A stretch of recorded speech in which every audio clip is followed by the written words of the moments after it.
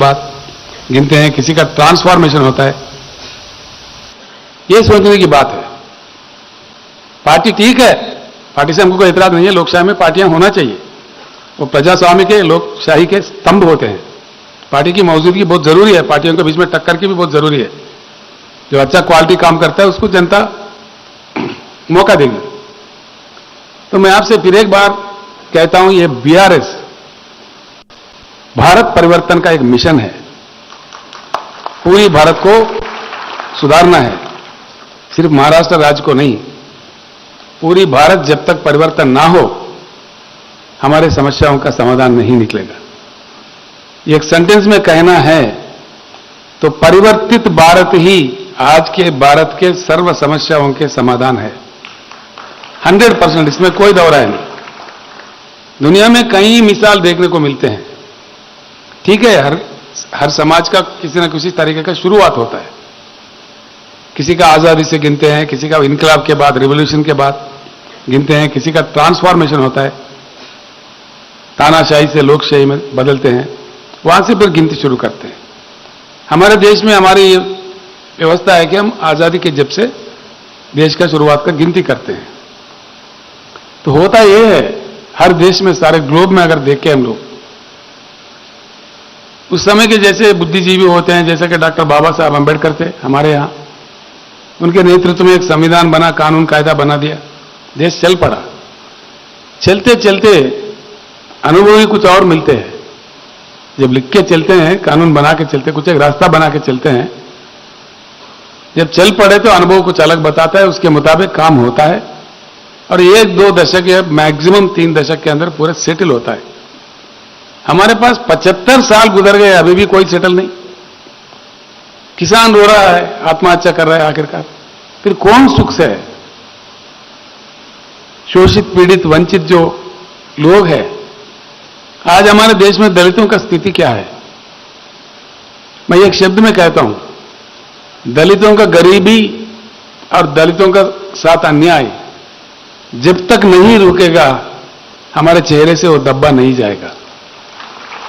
100% ये मेरी बात मान लीजिए आप।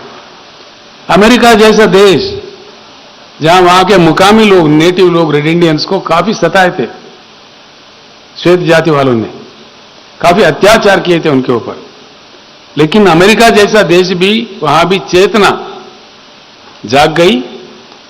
मैंने किसी सभा में कह दिया, सभी ने खूब तालियां बजाए।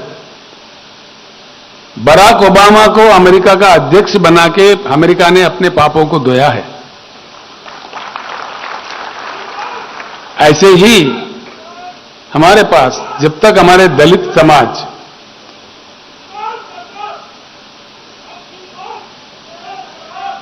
ठीक है, उनको जोश ज्यादा है, तो जब तक दलित शोषित रहेंगे, पीड़ित रहेंगे, वंचित रहेंगे, तब तक हम सुकून से नींद नहीं ले पाएंगे। ठीक है, हमारे घर में खाना है, भरपूर खा रहे हैं, लेकिन बगल के घर में अगर वो लोग उपवास है तो हमको क्या लगता है? ऐसी स्थिति हमारे दलित समाज का है। इसको किसी न किसी तरह से इसको सुधारना चाहिए, इसका उद्धार होना चाहिए। ऐसे ही आदिवासी कब तक लड़ेंगे अपने हकों के लिए? वो लगातार लड़ रहे हैं आजादी के जब से आज तक, समस्या मिटता ही नहीं। बुद्धिजीवियों की कमी नहीं, ऑफिसरों की कमी नहीं, पार्टियों की कमी नहीं, हार जीत की कमी नहीं, फिर क्यों समाधान नहीं निकलता? ये बुनियादी बातें सोचने की बातें हैं। खास तौर पर यहां के बुद्धिजीवियों से, युवा से मैं हाथ जोड़ के सभी को प्रणाम करके विनम्र निवेदन करता हूं, वक्त आ गया है, अभी हमको जागरूक होने जरूरी है, बहुत जरूरी है। और जब तक ये देश नहीं बदलेगा, देश का विचारधारा नहीं बदलेगा, कुछ नहीं होने वाला है। सिर्फ चुनाव आएंगे, कोई पार्टी हारेंगे, कोई पार्टी जीतेंगे, बस यही ड्रामा चलता रहेगा। 2 शब्द मैं बताता हूं आपको। एक, पानी, जिसकी कमी तो होनी ही नहीं चाहिए भारत में। देश को जितना पानी चाहिए उससे कई गुना डबल पानी की उपलब्धि है देश में। ये आंकड़े मेरे नहीं है, केंद्र सरकार के हैं।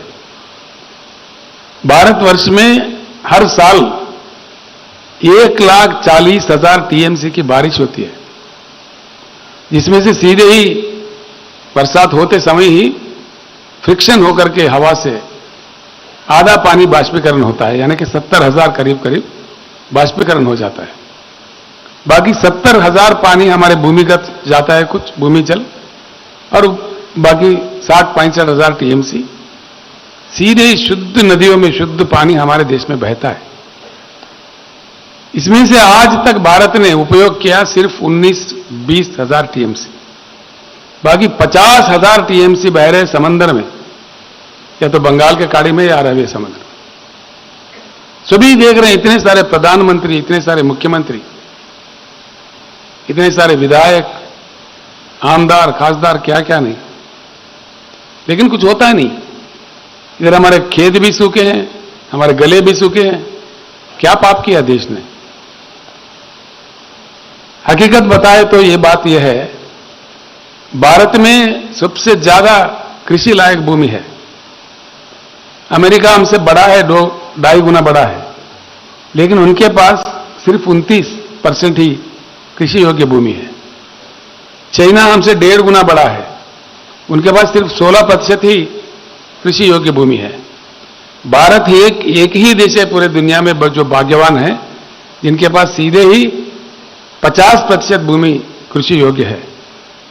भारत को अगर एकड़ में नापा जाए तो 83 करोड़ का एकड़ हमारा भूमि है, भारत का भूमि, जिसमें से सीधे ही 41 करोड़ एकड़ कृषि योग्य भूमि है। यानी कि मेरा कहना यह है, जितना बारिश होता है, जितना पानी की उपलब्धि है, उससे भारत के हर 1 एकड़ में भरपूर पानी दिया जा सकता है, हर 1 एकड़ में, प्रति 1 एकड़ में। उसके बाद एक 10,000 टीएमसी अगर आप पीने का पानी हर घर में नल फिट करके दे दो, जैसा तेलंगाना ने दिया है, हर घर में भी नल करके पूरे भारत में नल फिट करके दे दो, और उद्योग के लिए जितना चाहिए उतना दे दो, उसके बाद भी कम से कम 25-30 हजार टीएमसी की बचत है देश में। इतना संपत्ति देश का है, इतनी संपत्ति जो प्रकृति ने दिया है, जो भगवान ने दिया है, उससे देश क्यों वंचित है? ये क्या तमाशा है? पीने का पानी जो उपलब्ध है, जिसको अमेरिका से ना भीख मांगनी है, ना रशिया से मांगनी है, ना किसी अन्य से मांगनी है, हमारी अपनी संपत्ति है। यानी कि सीधे ही, मैं इसीलिए कह रहा था, भारत का परिवर्तन का बात इसीलिए मैंने लिया कि देश का जो जल नीति है, राष्ट्रीय जल नीति, इसको पूरा का पूरा बंगाल के खाड़ी में फेंक देना चाहिए। और उसे काफी लोगों का मृत्यु हुई थी, तो उसके लेके कहीं अनुमान है, मतलब उसका विवाद है। लेकिन जो थर्मल पावर है, उसका कोई विवाद नहीं। थर्मल पावर बनाने के लिए जो चीज चाहिए वो कोयला है। अभी आते आते हमारे चंद्रशेखर जी को मैं बता रहा था, महाराष्ट्र के अंदर कितना कोयले खदान है, हमारे उमरेड में, गुग्गूस में, बलारपुर में, चंद्रपुर में, ऐसे पूरे भारत में है। तेलंगाना में भी है, मध्य प्रदेश में भी है, उत्तर प्रदेश में है, झारखंड में है। कोयला इतना है हमारे पास देश में, 361 बिलियन टन, मिलियन नहीं बिलियन, 361 बिलियन टन की कोयला अब तक पाई गई है ऑलरेडी। और भी विस्तार में भंडार है, कोयले का भंडार।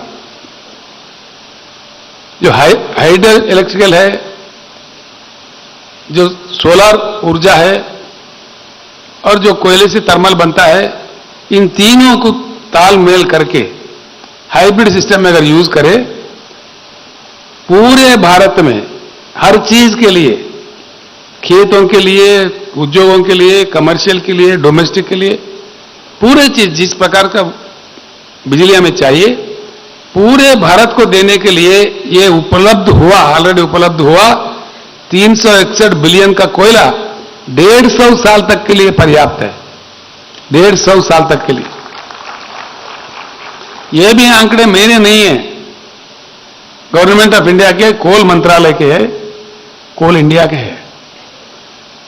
अगर ये सच है तो क्यों बिजली की कमी है देश में? क्यों लोगों को रुलाया जा रहा है? क्यों सताया जा रहा है?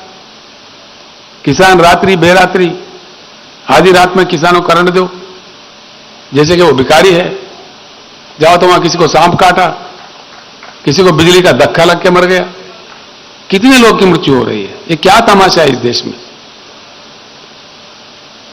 तेलंगाना में जब किसानों की सरकार बना, जो बीआरएस की सरकार है, वहां महाराष्ट्र से भी ज्यादा किल्लत थी। हमारे भी किसान काफी लोग आत्महत्या कर रहे थे वहां पे।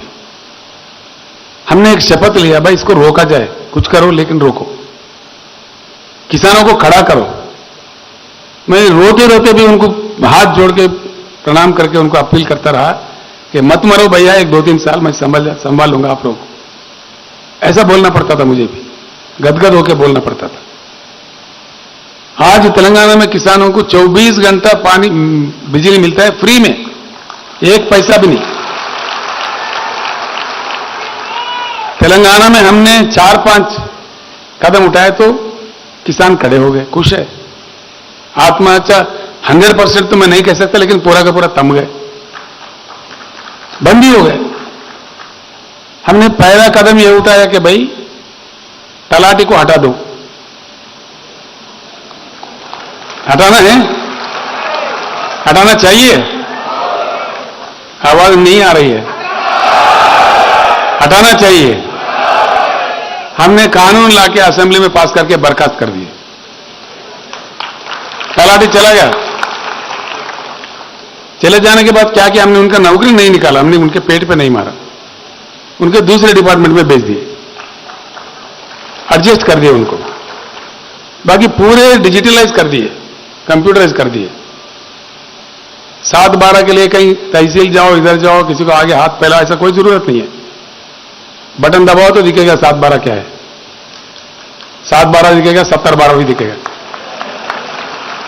देश में नहीं, आप अमेरिका में हो, ऑस्ट्रेलिया में हो, रजिस्ट्रेशन भी 10 मिनट के अंदर होता है। ना कोई रिश्वत है, ना कोई मामला है। रजिस्ट्रेशन के साथ ही साथ 5 मिनट के अंदर पट्टा भी हो जाता है। वहीं के वहीं आपके पास 7-12 तो सादा कागज देते हैं। हमारे पास जैसा पासपोर्ट होता है उतना सुंदर सा किसान का पासबुक है। किसी ने भेजा, किसी ने खरीदा, तो वहीं का वहीं बेचने वाले से काट देते हैं, मोहर लगा देते हैं। जिन्होंने खरीदा उनके पासबुक में चढ़ा देते हैं, मोहर लगा देते हैं, पट्टा करके बेच देते हैं। कोई घूमना फिरना कुछ नहीं।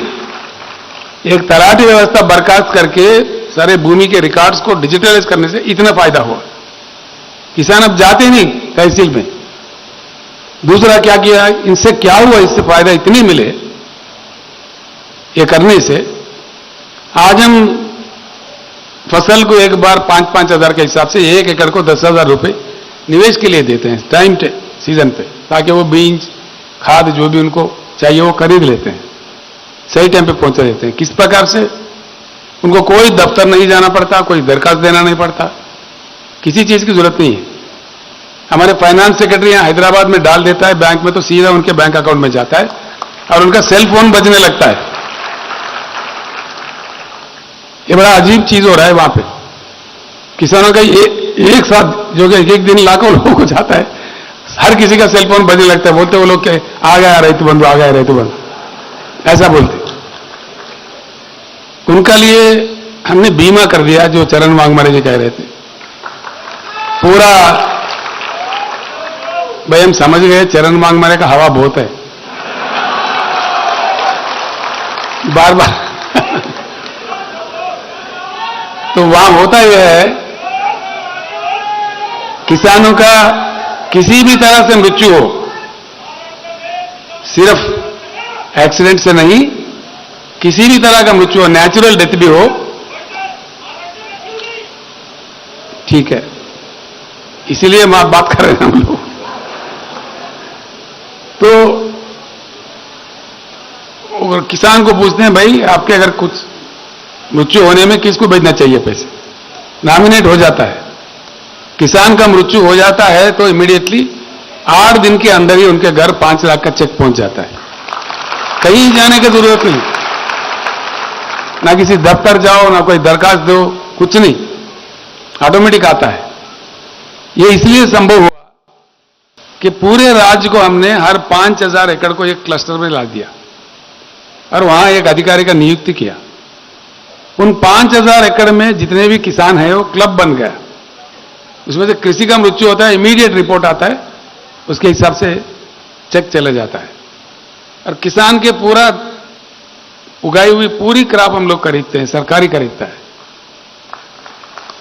ये कहीं भी नहीं है पूरे हिंदुस्तान में, वो किसी प्रकार का भी हो, मक्का हो, धान हो, जो भी हो, सरकार खरीदता है। 7,000 के ऊपर खरीद केंद्र है और पैसे के लिए फिरना नहीं पड़ता है कहीं सेठ के पास, साहूकार के पास, किसी के पास नहीं। कोई भी किसान अपने भेज दिया खरीद केंद्र में तो सीधे पैसे उनके बैंक में चले जाता है, किसी के पास लेना नहीं पड़ता। ये चीज हो गया। प्रकल्प से जो पानी देते हैं, पानी पट्टी नहीं है वहां पे, कोई 1 रुपया भी नहीं लेते, यानी कि बिजली भी फ्री में, पानी भी फ्री में, 24 घंटा बिजली है, जब चाहे मोटर लगाओ, रात में जाने की जरूरत नहीं। इन चीजों से आज हमारे किसान त्योहार मना रहे। जितने लोग पलायन थे पूरे के पूरे वापस आ गए। उल्टे में हुआ यह नतीजा इसका, पंजाब सबसे ज्यादा हरित क्रांति आया हुआ प्रदेश है देश में, सबसे पहले वहीं आई थी। आज धान उगाने में पंजाब को हमने पार कर दिया।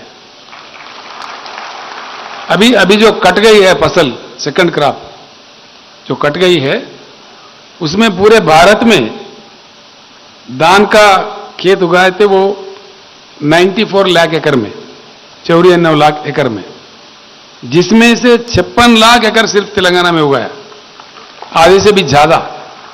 इस प्रकार की क्रांति वहां आ गई है, कुछ खुशहाली मिली है। पीने का पानी का भी हमने व्यवस्था किया है मिशन भगीरथ के नाम। हर घर में, एक भी घर नहीं छूटा, हर घर में नल के साथ पानी हर दिन आता है, शुद्ध पानी। टेस्ट करके 15-16 बार टेस्ट करके छोड़ते हैं। कोई औरत घड़ा अपने कांधे पे रख के बाजार में देखने को नहीं मिलता आज कहीं भी, वो शहर हो या गांव हो। आदिवासियों का खेड़े हो, पर्वतों पर रहने वालों को, वहां भी प्रबंध किया हमने, तो ये भी सुविधा हो गई है। इस प्रकार का छोटा सा तेलंगाना का करने में इतना सारा हुआ, इतनी सारी मतलब सुखद स्थिति आई। मैंने यही कहा नांदेड़ के सभा में, औरंगाबाद में यही कहा कि तेलंगाना जैसा छोटा राज्य कर सकता है तो महाराष्ट्र जैसा महान राज्य क्यों नहीं कर सकता, क्यों नहीं संभव है। It is possible, quite possible. कुछ लोग कह रहे हैं, जो पंडित लोग हैं, बहुत बड़े पंडित हैं, भाई केसीआर जैसा किया वैसा करने लगे तो महाराष्ट्र सरकार का दिवाला निकलेगा। ये सरासर गलत है। दिवाला जरूर निकलेगा उन नेताओं का, दिवाली होगा किसानों का। किसान दिवाली मनाएंगे और ये खाने वाले नेताओं का दिवाला जरूर निकलेगा, इसमें कोई शक नहीं। ये बिल्कुल मैं सच कह रहा हूं। महाराष्ट्र में मेरे ख्याल से अच्छा अगर ढंग से काम किया जाता तो आज महाराष्ट्र का बजट जो करीब करीब 6 लाख करोड़ की है, वो 10 लाख करोड़ के ऊपर होना चाहिए था। इतनी संपत्ति है महाराष्ट्र में। आप लोग बाद में बात करना, चर्चा करना बुद्धिजीवियों से। केसीआर ने ऐसे कहा, भाई ये ठीक है कि झूठ है, बात कीजिए, जरूर चर्चा होना चाहिए इन बातों का।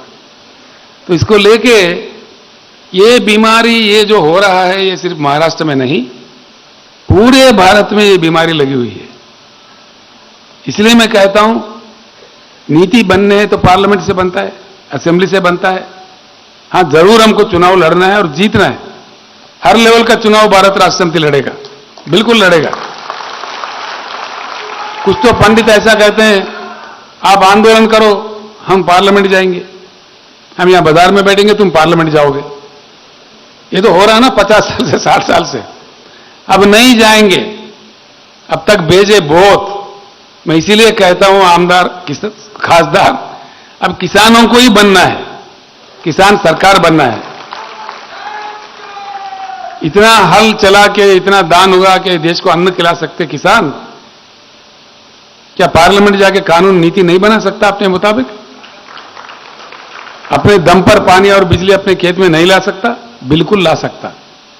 अगर आप सब साथ चल के एकदम जनता को समझा के काम करो, कोई बात नहीं, परिवर्तन आ जाता है। 1 लाख किलोमीटर का लंबा सफर भी हो पहले कदम से ही शुरू होता है। महाराष्ट्र के सामने आज मौका है। मैं बार बार कहता हूं यह बात, मैं कहीं भी कहता हूं, महाराष्ट्र राज्य को, राज्य के जनता को मैं अभिनंदन करता हूं कि पूरा भारत परिवर्तन करने का मौका राष्ट्रीय नेतृत्व महाराष्ट्र को मिल चुका है। महाराष्ट्र से विकास से बात महाराष्ट्र से शुरू हुआ है। हमारा कारवां महाराष्ट्र से निकल रहा है। मध्य प्रदेश वाले मुझ पर गड़बड़ कर रहे हैं। तुम बार बार महाराष्ट्र में जा रहे हो यार, मराठवाड़ा में जा रहे हो, इधर जा रहे हो, ऑफिस पे ऑफिस खोल रहे हो, फिर हमारे तरफ। मैं बोला आ रहे, थोड़ा टाइम दे दो, अभी जाएंगे, मुझे जाना है वहां पे। यहां के आपके वो उप मुख्यमंत्री जी है फडणवीस जी, वो मेरे अच्छे मित्र है। मैं जब नांदेड़ में आया था, उन्होंने कहा केसीआर जी आपका यहां क्या काम है, अब अपना तेलंगाना संभालो। मैंने कहा भाई मैं भारत का नागरिक हूं, भारत देश में कहीं जा सकता हूं, इतना मैं प्रार्थना करूंगा, इतना ही कहा उनसे। तेलंगाना का जो किसान मॉडल है, अब महाराष्ट्र में उस समय सत्र चल रहा था असेंबली का, मैंने इतने कहा फडणवीस जी आप मेरे अच्छे मित्र हैं, ठीक है, उम्र में आप मेरे से छोटे भी हो, लेकिन सुझाव देता हूं कि तेलंगाना मॉडल जो है किसानों के लिए वो पूरा लागू कर दो इसी बजट सत्र में।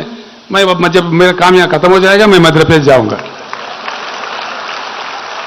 ये बात सही है, यानी कि बात पक्की है कि जब तक तेलंगाना मॉडल का भरपूर अमल महाराष्ट्र में नहीं आएगा तब तक हम लड़ते रहेंगे, चाहे कुछ भी हो जाए।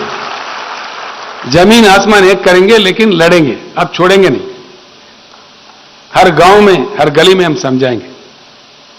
चरण वांगमरे जी मराठी में बोल रहे थे, मैं बोल नहीं सकता लेकिन समझ रहा हूं। आजकल महाराष्ट्र में चलते चलते वो कह रहे थे कि भाई मुंबई में अनिल अंबानी है, फलाने सेठ है, वहां क्या कहोगे, किसान का नारा। तो उनका थाली का खाना कौन भेज रहे, उनके तरकारी कौन भेज रहे।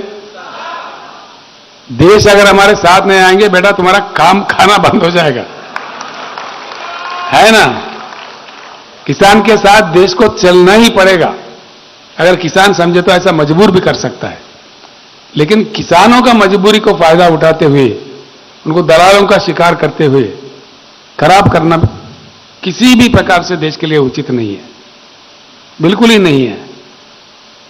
कल ही मेरे पास कर्नाटक के नए चुने गए मुख्यमंत्री जी का फोन आया था। चंद्रशेखर राव जी, हमें एक 27 लाख टन की चावल की जरूरत है, आपके पास है तो रेट बता दो, हम खरीद लेते। कल ही, यानी कि देश में, मैं एक और अच्छी बात आपको कहना चाहूंगा। कुछ पंडित कहते हैं भाई धान की पैदावारी ज्यादा होगा, उत्पादन ज्यादा होगा तो रेट कम हो जाएगा। क्यों हो जाएगा भाई? आज भी हमारे आदिवासी, हमारे दलित भाई, हमारे पिछड़े वर्ग के लोग और अपर कास्ट के भी जो गरीब लोग हैं, सही न्यूट्रिशन खाना नहीं खा पा रहे, संतुलन वाला खाना उनको नहीं मिल रहा है। बिल्कुल ये गलत बात है। चाइना के मुकाबले में, अमेरिका के मुकाबले में, कुछ अन्य देशों के मुकाबले देखे, हमारा खाना उतना संतुलित नहीं है जिस प्रकार का होना चाहिए। माल न्यूट्रिशन की बहुत बड़ी प्रॉब्लम है देश में। पूरे लोगों को अगर अच्छा खिलाए तो हमारी पैदावारी बिल्कुल बस हो जाएगा। कुछ देश है गरीब तो उनको दे देंगे, उनके पास बेच देंगे। और दूसरा एक महत्वपूर्ण मैं बात आपको कहना चाहूंगा, पूरी भारत में 75 साल से, ये बड़े दुख से कहना पड़ता है, कम मात्रा में हमारी बाहर जाता है, बहुत कम मात्रा में। पानी है, 41 करोड़ एकड़ का भूमि है, 140 जनता है, मेहनत करने वाले, सब कुछ है। भारत में सूरज अच्छा खिलता है जो फसल उगाने के लिए चाहिए। आज हम बेशर्मी से मैकडॉनल्ड का पिज्जा बर्गर खा रहे हैं। अब सोचिए क्या हालत है, जबकि उल्टा होना चाहिए। इतना भूमि, इतना पानी, इतने किसान, इतने लोग रखते हुए हर तहसील में कम से कम 2-4 इंडस्ट्री लगना चाहिए फूड प्रोसेसिंग के। हमारा खाना पूरा दुनिया का आना चाहिए, हमारा एक्सपोर्ट होना चाहिए। इसके लिए भी स्टोरियां सुनाते हैं, कहानियां सुनाते हैं।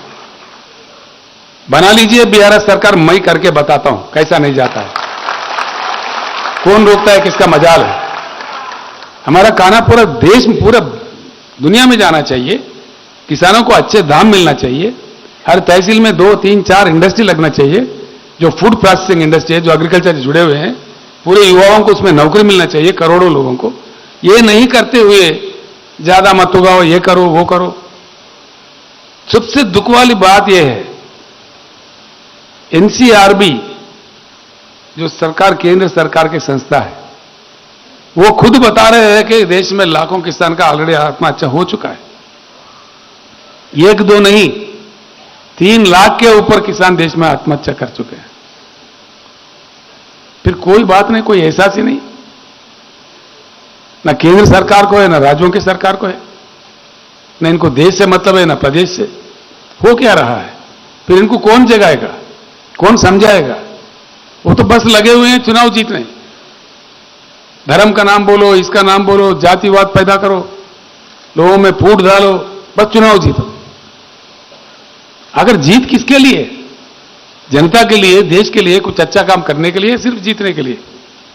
इसके बारे में बहुत अच्छा चर्चा होनी चाहिए। मैं आप सभी लोगों को निवेदन करूंगा, मैं जो भी कह रहा हूं, आपके गांव में जाके जरूर चर्चा करें, आपके दोस्तों में, आपके परिजनों में, आपके गांव के बड़े लोगों में। भाई केसीआर ने ऐसे कहा, ये सच है क्या है, इस पर हमको क्या करना है? बिल्कुल महाराष्ट्र में बहुत जोरों का चल रहा है बीआरएस का काम, मैं बहुत संतुष्ट हूं। संभावित रूप से आज एक तूफान के जैसा जा रहा है। 4 लाख अब तक हमारे कमिटियों में लोग आ चुके हैं, 4 लाख के ऊपर। अभी ये 30 दिन का जो काम खत्म हो जाएगा तो कम से कम मेरे ख्याल से 25-30 लाख की हमारी सेना बनाएगी पूरे महाराष्ट्र राज्य में। अब बहुत बड़े बड़े नेता भी हमारे तरफ देखने लगे हैं। शंकरन अभी बता रहे, मैंने कहा भाई पूरा पुराने नेताओं से मत भरो, कुछ युवा के लिए रखो, किसानों के लिए रखो। फिर पूरे 1 by 1 गए तो पुराने दुकान खुल जाएगा, फिर हम कोई काम नहीं कर पाएंगे। लेकिन कुछ और किसानों का जरूर खुशहाली होगी। हम किसी को आलोचना नहीं कर रहे हैं, किसी को क्रिटिसाइज नहीं कर रहे हैं, इसलिए कि हमारा काम से मतलब है, काम निकालने से मतलब है, जनता को समझाने से मतलब है। किसी को, आप महाराष्ट्र में कुछ तो दोस्त बता रहे थे, टीवी खोले तो चर्चा ऐसा हो रहा है, तू कुत्ता है, तू बिल्ली है, एक को दूसरा गाली देना, बस इसके सिवाय कोई बात नहीं। हम वो नहीं करना चाहते, हम उसमें उस लफड़े में जाना ही नहीं चाहते। सिर्फ लोगों को समझाने में, लोगों को पूरी बात बताने में जितनी प्रयास हमको करना चाहिए उतना जरूर करेंगे। मुझे पूरा विश्वास है, भारत बदलने के लिए जो कदम महाराष्ट्र से पड़ रहे हैं, ये मजबूत कदम होंगे और पूरा भारत परिवर्तित होकर रहेगा। मुझे विश्वास है, इसलिए है कि भारत एक ऐसी देश है, बुद्धुओं का देश नहीं है, भारत बुद्धिजीवियों का देश है, बुद्धिमानों का देश है। I strongly believe that India reacts. ढंग से अगर कहा जाए, ढंग से अगर समझाया जाए, हमारे कॉमन मैन के पास बहुत बड़ा कॉमन सेंस की भंडार है, वो सबसे ज्यादा समझता है। इमरजेंसी के बाद हमने देखा था अपने आंखों से, उस समय के महान नेता इंदिरा गांधी को यूं ही टुकड़ा दिए थे लोग। उनको टुकराने के बाद जो सरकार आई थी, फिर उनको ज्यादा सताने लगे, फिर इनको ठोकर मार के फिर इंदिरा जी को लाके फिर बिठा दिया। यानी कि भारत परिवर्तन चाहता है, समझाने पर, बात उन तक पहुंचाने पर, ढंग से चलने पर बिल्कुल ही भारत बदलने की तरफ जाता है। अभी भारत बहुत बेजार है, ये आजकल जो हो रहे हैं देश में, इससे काफी बेजार हो चुके हैं, इंतजार में है, परिवर्तन के घड़ी के लिए देख रहे हैं। हम एक नए उमंग से, नए परिवर्तन की दिशा में, एक नई आशा से हम कदम आगे बढ़ाएंगे। मुझे पूर्ण विश्वास है, पूर्ण विजय हमको प्राप्त होगा, 100%। आज नागपुर में हमारे ऑफिस का उद्घाटन हुआ बीआरएस का, औरंगाबाद में एक बिल्डिंग खरीद लिए हैं, वहां भी खुल रहा है, और पुणे में, मुंबई भी अपने खुद के ऑफिस होंगे, वहां लंगर भी खोलेंगे, जो भी आएगा वहां खाना खाएगा आराम से। तो इस प्रकार का पूर्ण रूप से हम पूरे राज्य में फैल जाएंगे, हमको जरूर विजय प्राप्त होगा, मुझे पूरा आशा है। क्योंकि महाराष्ट्र एक ऐतिहासिक जगह है, शिवाजी महाराज का जगह है, अंबेडकर, बाबा साहब अंबेडकर का जगह है, ये फुले सावित्री जी का जगह है। यहां कोई चीज की कमी नहीं है, बुद्धि की कमी नहीं है, लेकिन राजनीति में हम गुमराह है। अभी हम एकत्रित हो जाए तो सब कुछ बदल जाएगा। मुझे पूर्ण आशा है, विश्वास है, हम जरूर विजय प्राप्त करेंगे। इस भारत परिवर्तन के लिए जो